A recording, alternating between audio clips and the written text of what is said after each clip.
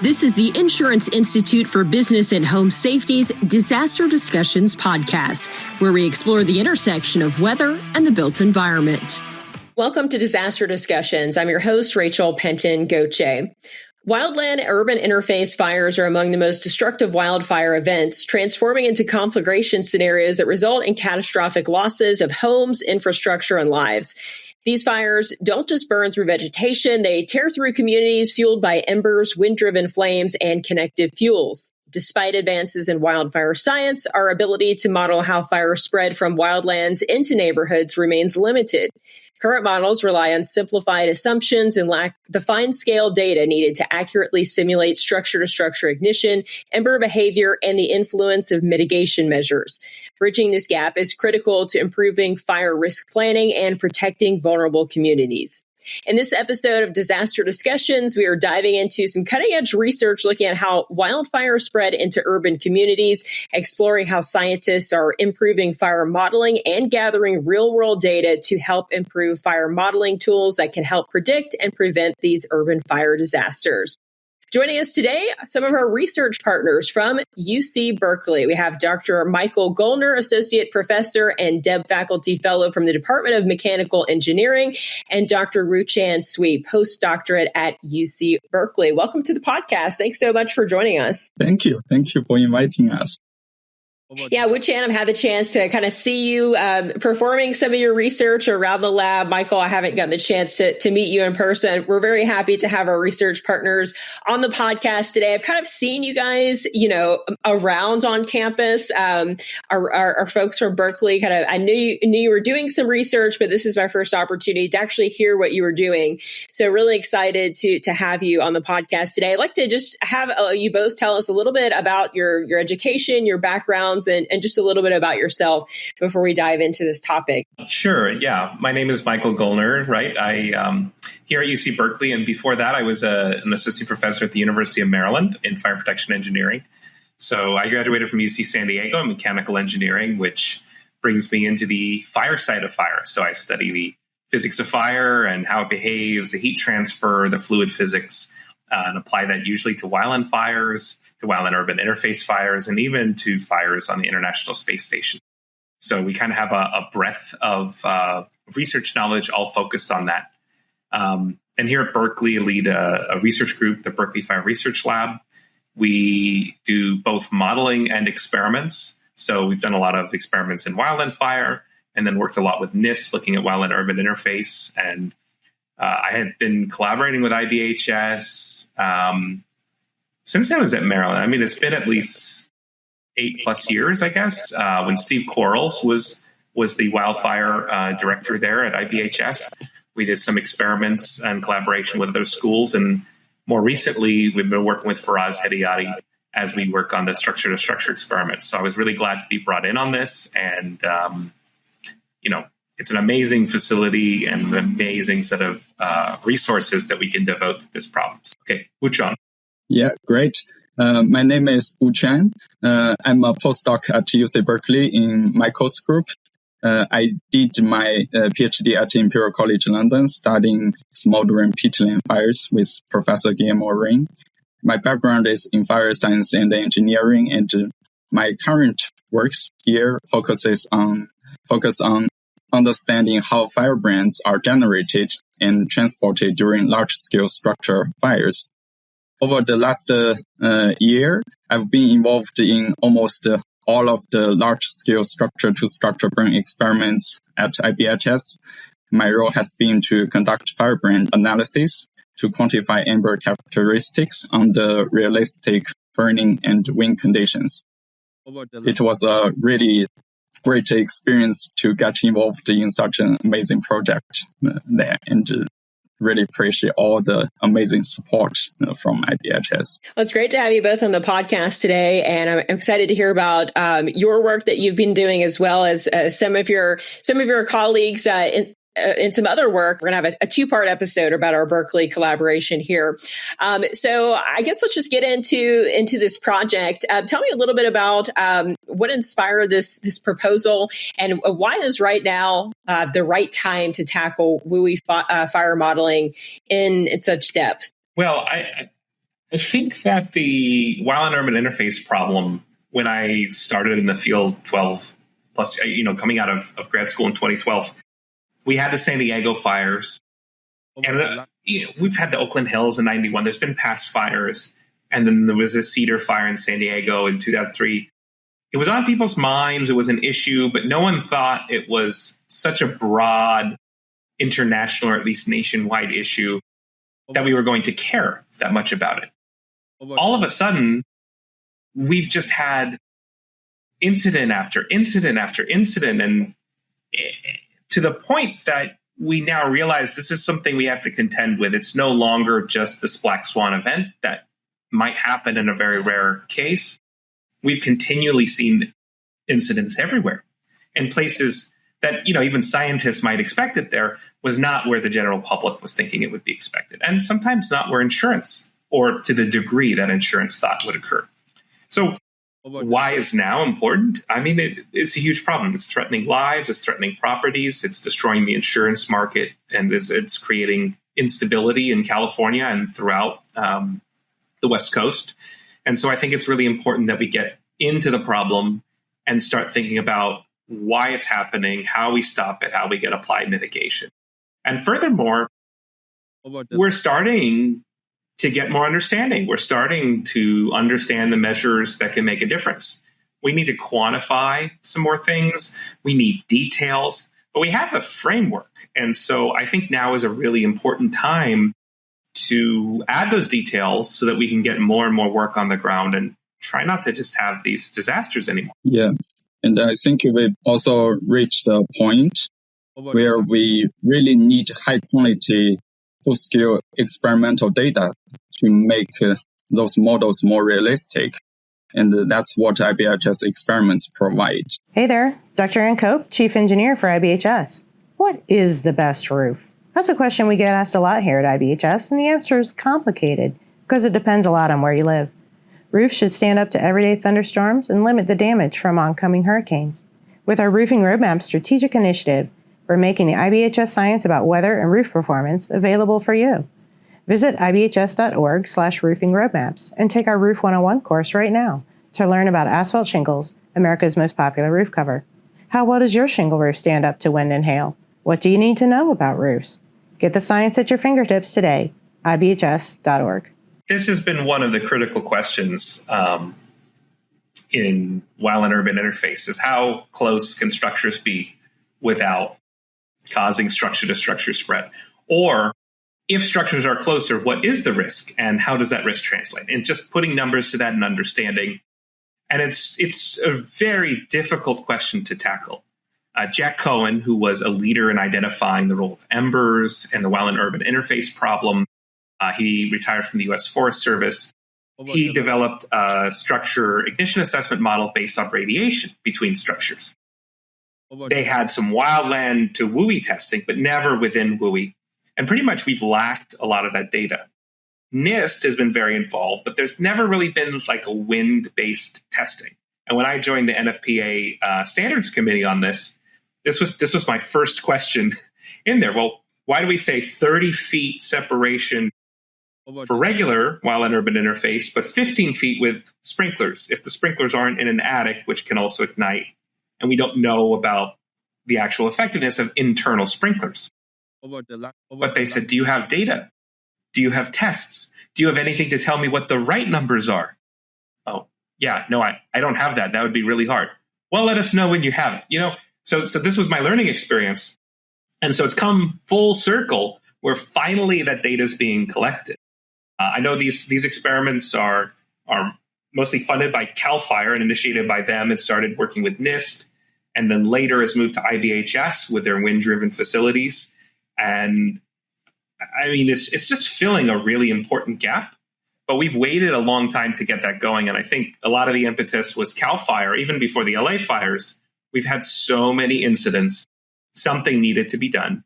And IBHS offers a unique facility where we can actually test these structures to other structures and actually measure everything. So the facility of the wind tunnel facility is just unique and amazing.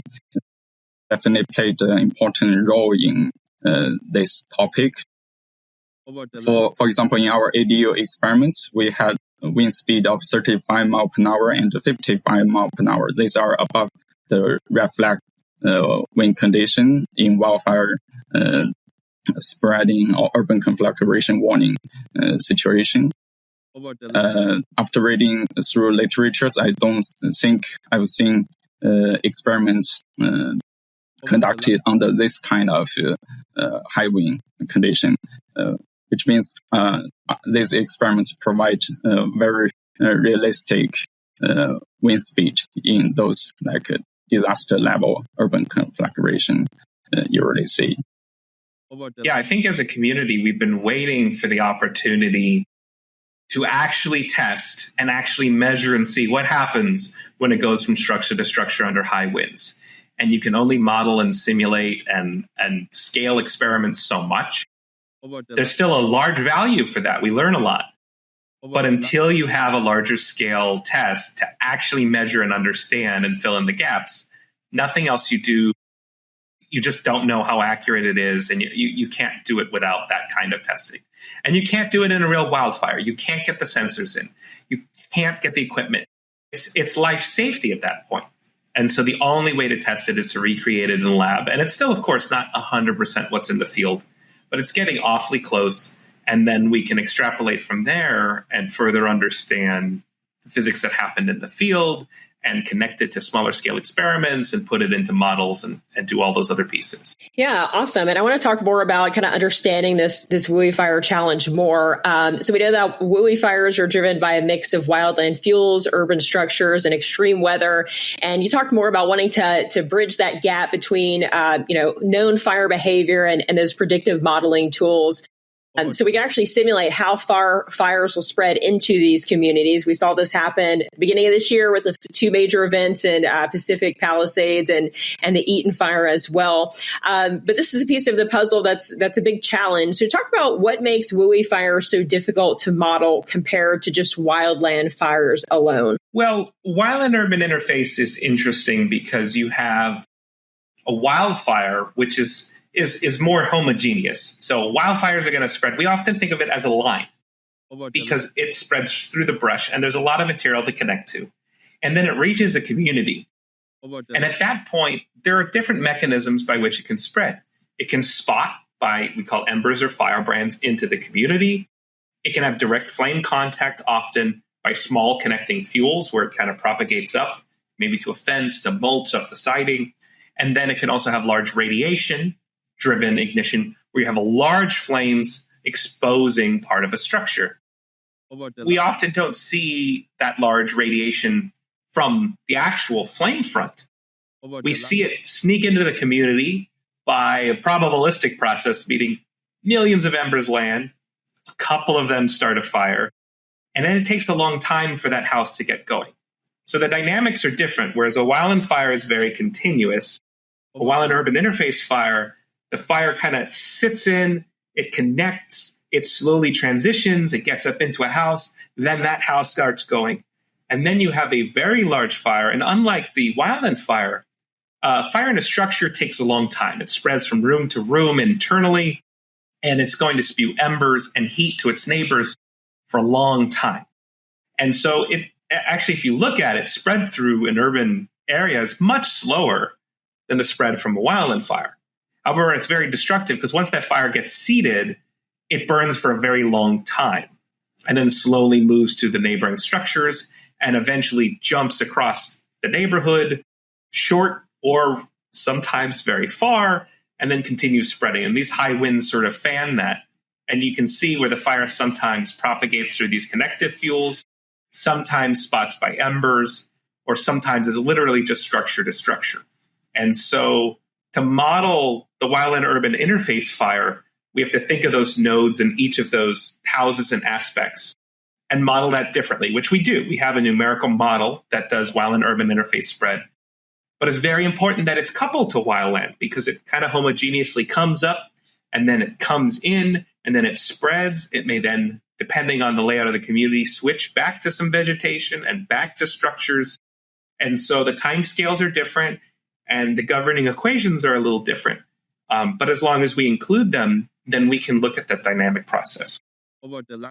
Yeah, and also this question reminds me another project we are working on.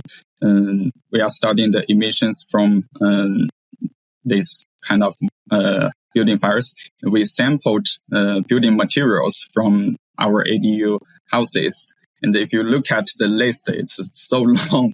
Actually, in Wildland-Urban Interface fires, the fields include buildings. We all know buildings are complex. They are like multi-layered assemblies with different materials, thicknesses, and they could also have very different burning behaviors.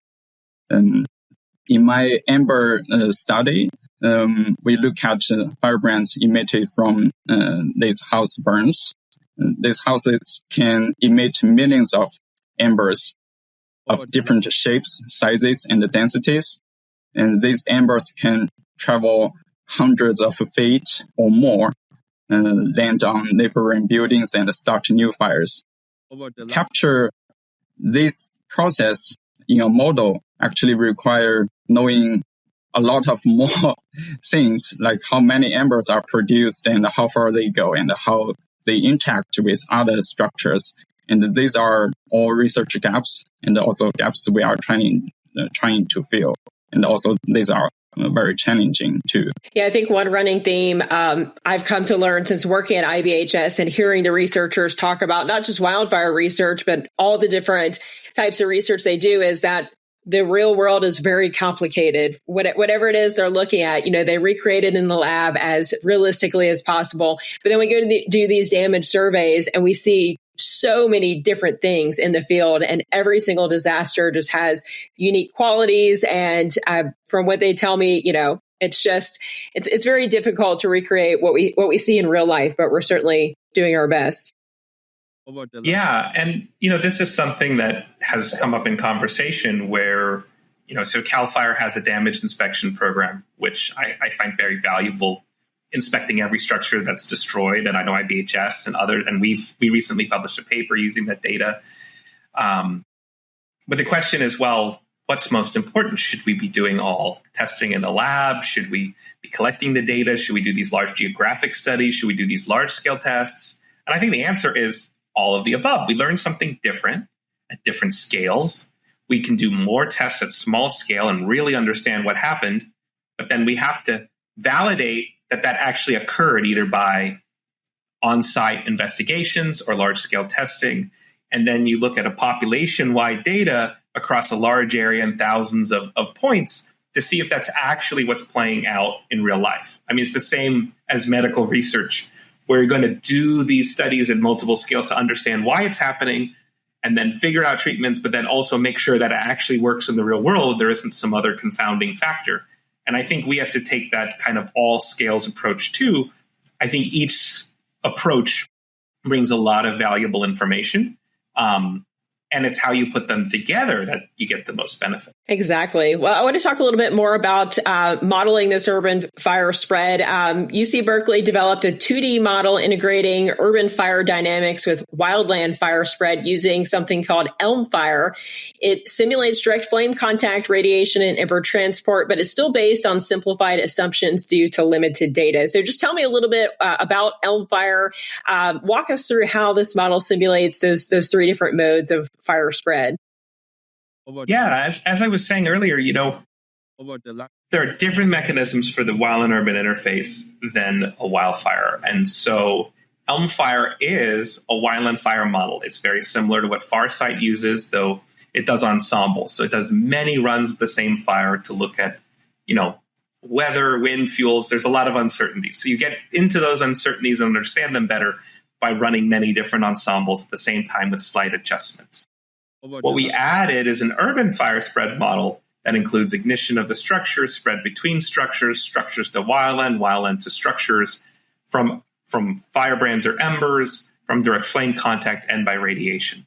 And so that allows us to basically make both models talk and to recreate and reconstruct past fires, to look at risk for future fires, and to just try to understand the physics. So this area was more likely with ember ignition. This was more likely here, and try to recreate the process And eventually we want to use this more and more to understand the impact of mitigations and how that can reduce risk or where to reduce risk the most.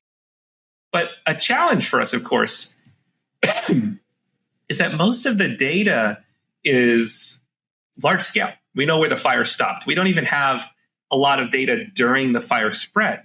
So because of that, we're limited in how we can validate and verify what we're doing in the model. So what we're hoping to do now that we have these very unique large-scale data sets is to use that as, we're actively doing this now, to use that as a validation point for the structure-to-structure spread part. We never had that data before. Now we can add that and make sure that component of the model is more physical, and then adjust the other parameters, adjust the fuel models so that we can do that. And especially as we get finer scale data, like right now, all the data in the US is at 30 meters. But as communities have finer and finer data, they're mapped with LiDAR, and we get more information about local WUI fuels, this will be all the more important to have accurate structure-to-structure spread data and actually see when ignitions occur and when they don't, and what the heat fluxes are. Because in essence, it's a heat transfer model under most of fire spread. And so that's really important data that we have to use. So the model is out. It's open source, which I think is a real benefit to the community. And this is going to help us validate many components of the model that really no one was able to before. I'm just curious, are you guys able to take an event like, one of the fires in Los Angeles, and are you getting to the point where you can input that data and you can kind of re-simulate what happened in LA and kind of look at the actual value that mitigation measures could have on an event that's already happened? Yes and no. So yes, we've reconstructed fires. We have one paper with 5 fires reconstructed, another paper with 3 or 4. And so you can see the level of accuracy. You usually get into the 80% range because we don't have perfect weather. We don't have perfect fuels, and everything's burned and gone. You can't go back and collect more data where there was no data. LA is unique. As time goes on, you get a little bit better data. There's still some sources we're missing, but I would say the LA fire models, as we run them, are getting better. At least for one of them in particular, starting to look pretty good. But the weather is a big challenge because those were really unique and you need very fine scale weather simulations. In terms of mitigation, we have been doing this, so much in LA, but in other communities. And it is a challenge. So yes, we can implement and show mitigation. It's hard to represent a vent, right? Because, you could put the vent, but then your eaves might still be vulnerable, or this might be vulnerable. But we do a much better job of saying this home is hardened completely, right? We've done everything we expect, and we have a hardened home certified, and that behaves very differently than one that isn't and is very old. So the black and white, and then we can see. One thing that stands out from our early work in there is that doing individual structures doesn't have big benefits as much as doing community-wide. And we're not talking everything, but doing larger scale, much of a community, that's where you really start to see benefits. And that's a challenge because you have to get a lot of that work on the ground. But we are investigating that interaction between fuel treatments, between these mitigations, and even just developing the methods to quantify this. That's been a big challenge for us and something that we've actively been working on to quantify those benefits. And what do you guys, you've talked a little bit about what you're starting to learn from those experiments. You're starting to get the data and able to put that into the models, but tell me more about kind of your initial findings from working with IBHS on these experiments. And tell me about some different aspects, like the experiments are run with different building configurations. Their buildings are turned at different angles. We use the different wind speeds. No one fire experiment is identical. There's kind of a range of things we're trying out. So I talk about how that has influenced some of what you've learned so far.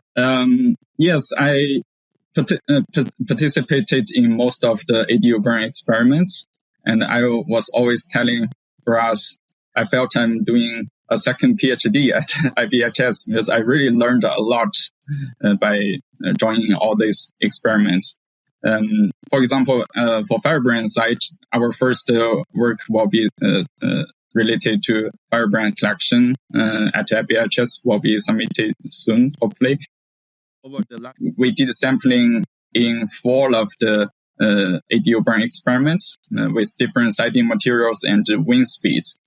Fiber cement, stucco, and wood siding at 35 miles per hour wind, and also wood siding again at 55 miles per hour.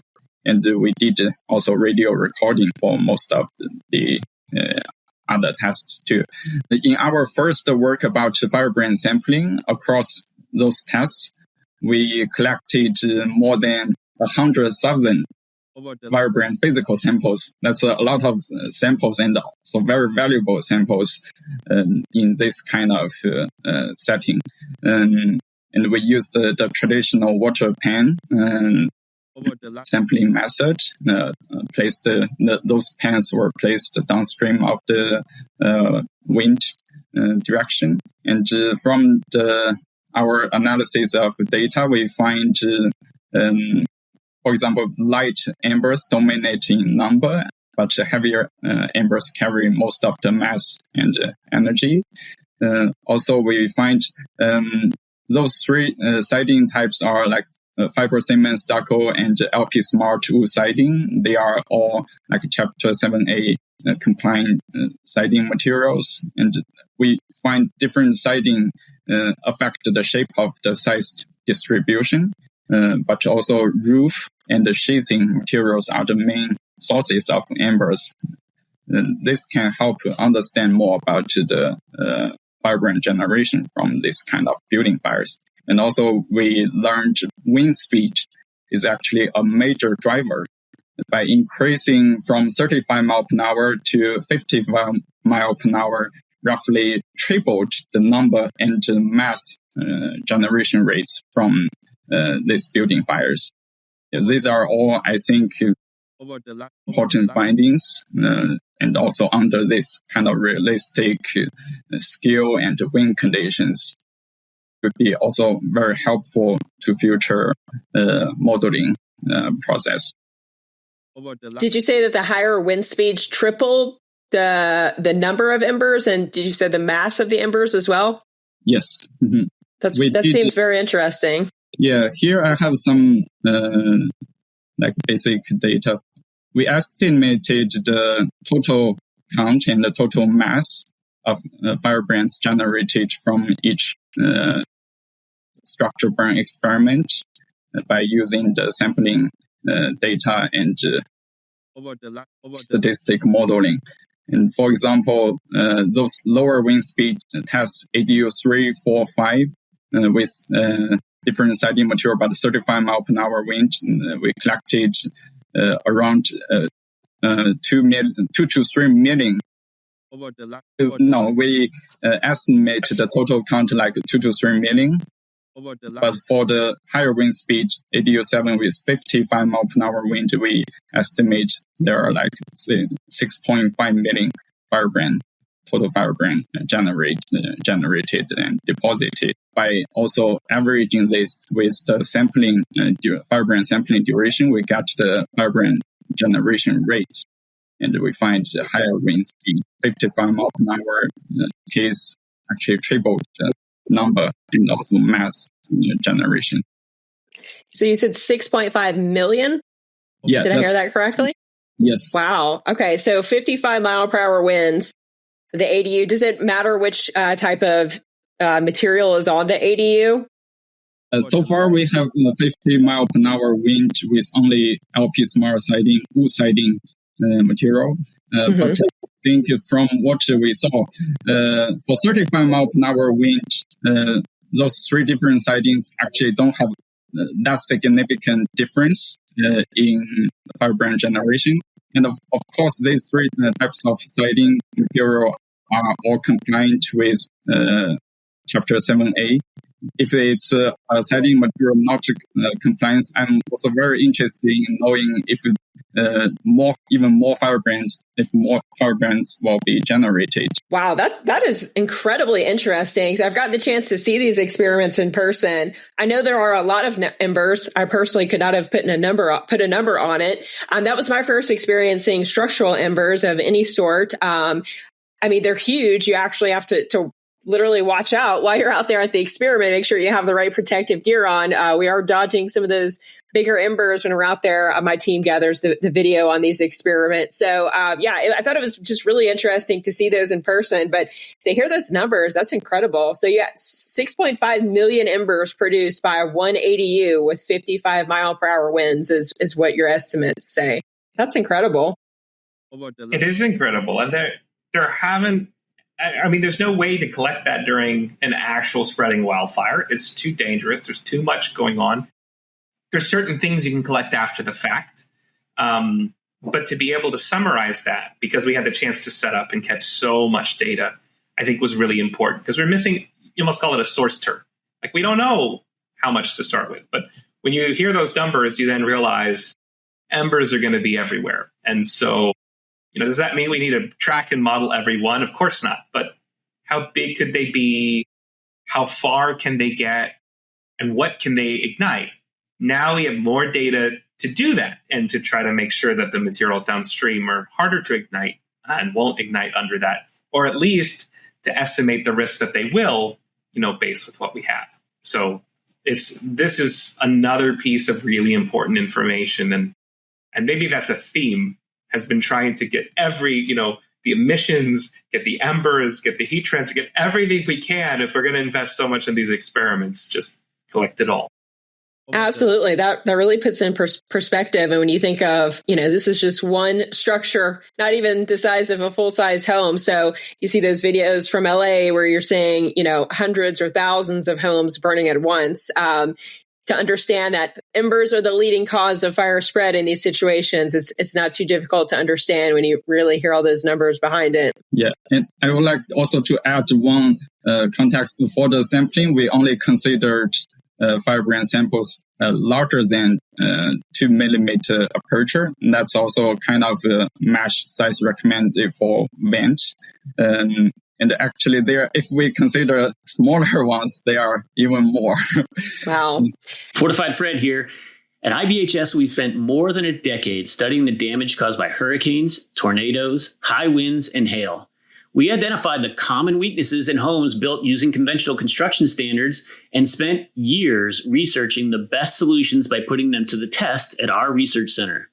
Now, you can use our science to defend your home or business simply by asking your builder or contractor to follow the fortified construction standard to protect your home when severe weather strikes, keeping the roof on and the rain out.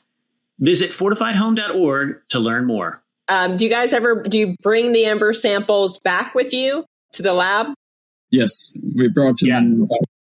Yeah. I mean, we have basically these piles of boxes now of embers that were shipped back here. And even some of them went briefly to University of Portland to a collaborator, and their students did some characterization. So they've been getting around, and lots of characterization still. And Faraz did some work with embers. He told me when he was working on his PhD, and he said he occasionally took them through TSA and did have to do a little bit of explaining on what they were and why he was carrying them. I got stopped once in South Carolina, I guess I was flying out of Raleigh, so it was North Carolina, because Steve Quarles had given me a bunch of decking samples to go back and test in the lab.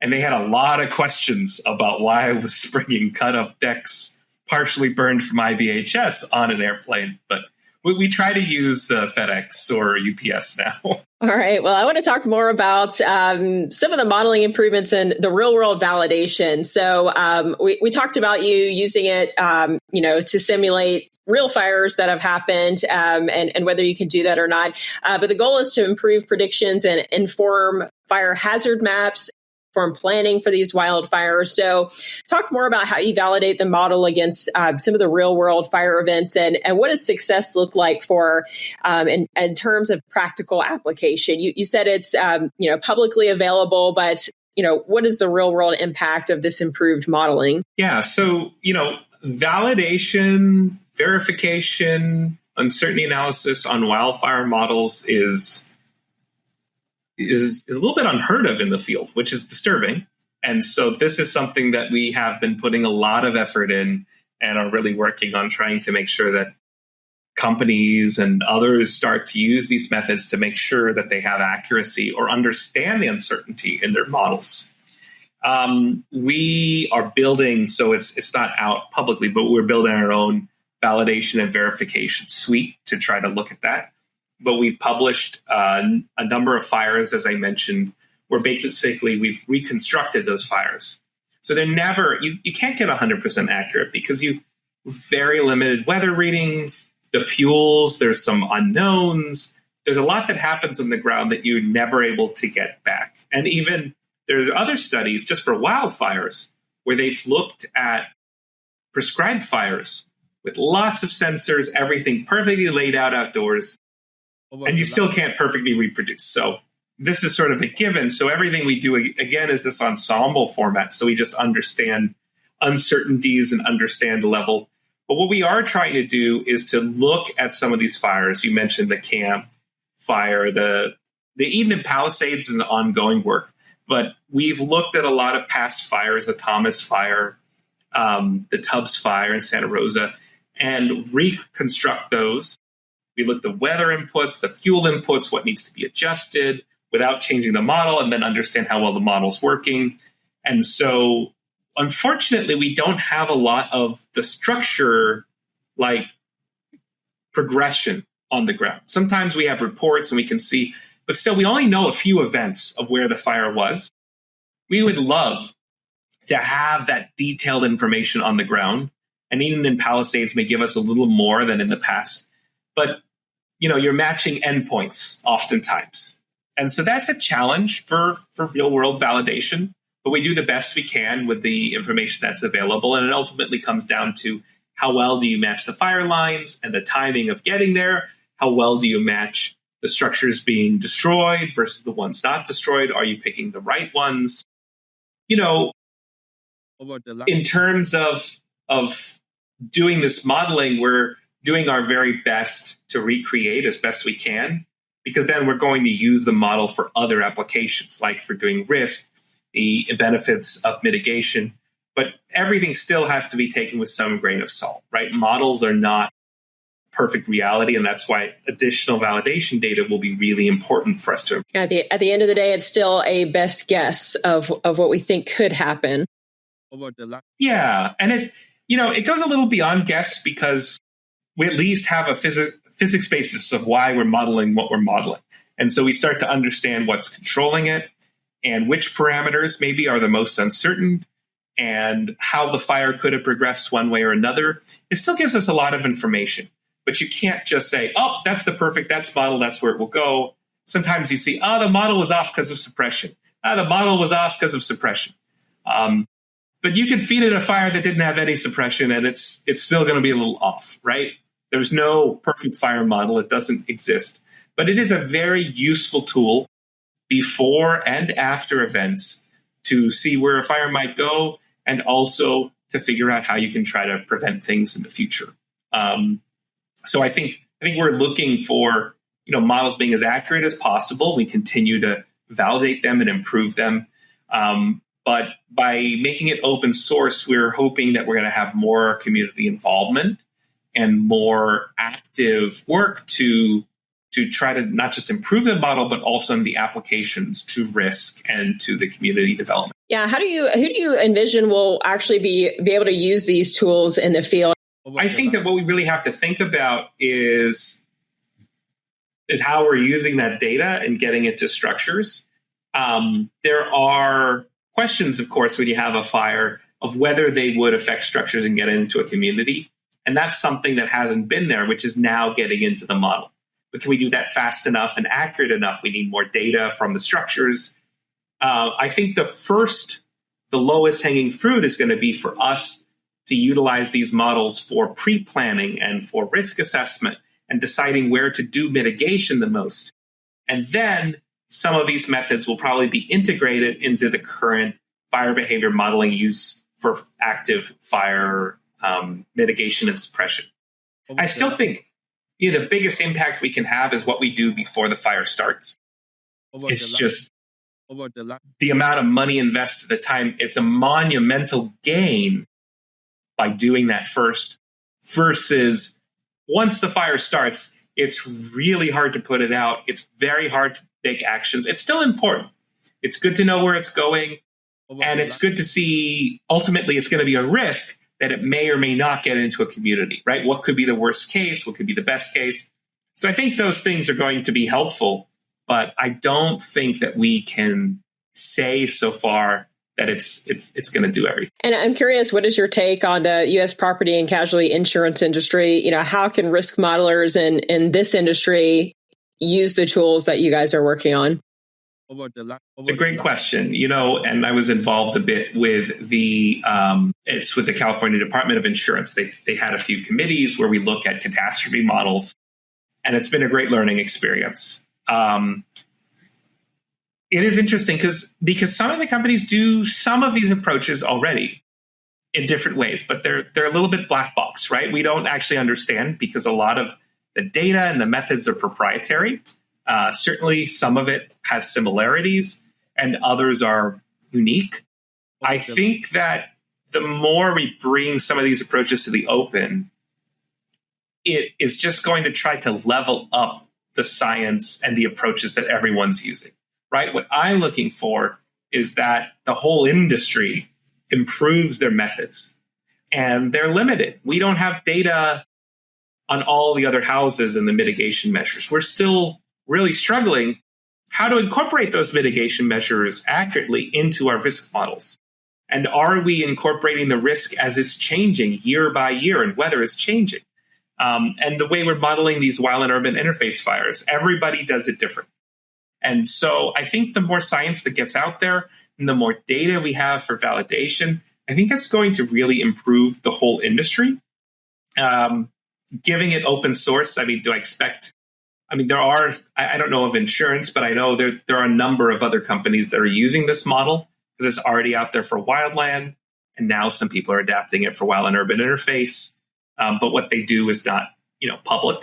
So that makes it challenging to know exactly how they've taken it. We just know that they've started. But, this is a starting point. I view this as this is going to be growing and this is going to be pushing. I think as we start to better trust the accuracy of some of these models, we're going to be able to make better decisions, particularly on the effects of mitigation, where we say, okay, this community now is really lowered risk. We're feeling really good about this. Let's get insurance back there. I think that's a lot of the approach in California is, can we lower the risk in areas and can we bring insurance back to areas that they've been out of? And to do that, we need good data and we need good modeling and we need to have some accurate predictions on the probability. It's still going to be a probability game. It always is.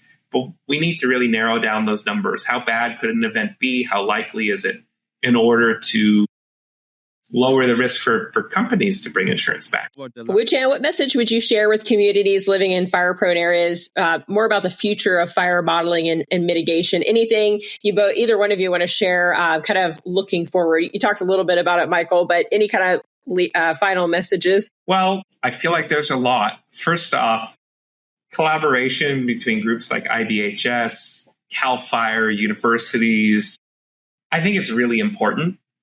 We were invited to kind of participate, and I had a laundry list of things I'd love to learn from these experiments. And it was really delightful to see that some of it was already happening, and those things that weren't, I was really happy for Roz and the rest of the science team say, okay, no, you can add this, you can add that, and we collect more data.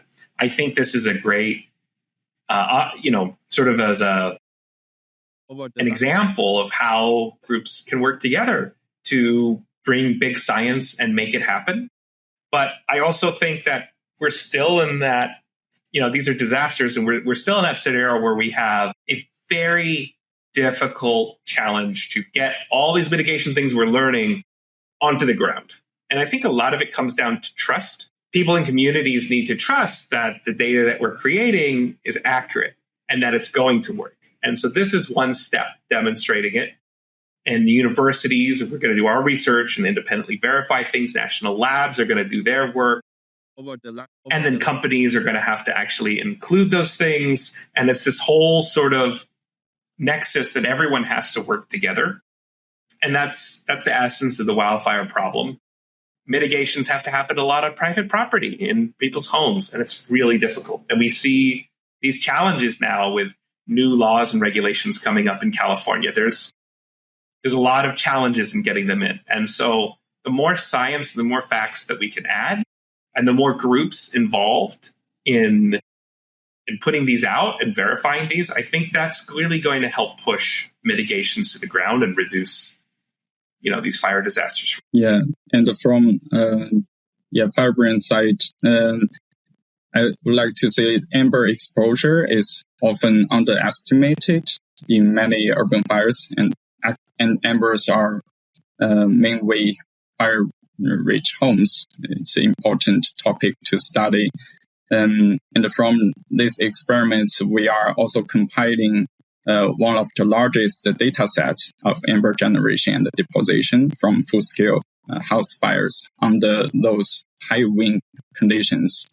And this data will include the site distribution, the shape of firebrands, and the deposition maps, even total estimate and the generation rate estimation. And I do hope this data can be helpful in improving those models and furthermore to help those communities better prepared. All right. Well, this has been very interesting conversation. Really cool to learn a little bit more about what you guys have been doing out at the lab and some of your learnings from this. Definitely, it sounds like there's a lot that is still to come and a lot already being learned, but really cool project. And I want to thank Dr. Michael Gollner and Dr. Wuquan Sui from UC Berkeley for joining us on this episode of Disaster Discussions. This has been Embers at the Edge, modeling fire spread in the Wildland-Urban Interface. Thanks for joining us today. Thanks for having us. Thanks for listening to the Disaster Discussions podcast. Join us next month for a new episode. For more on IBHS's ongoing research efforts, visit ibhs.org.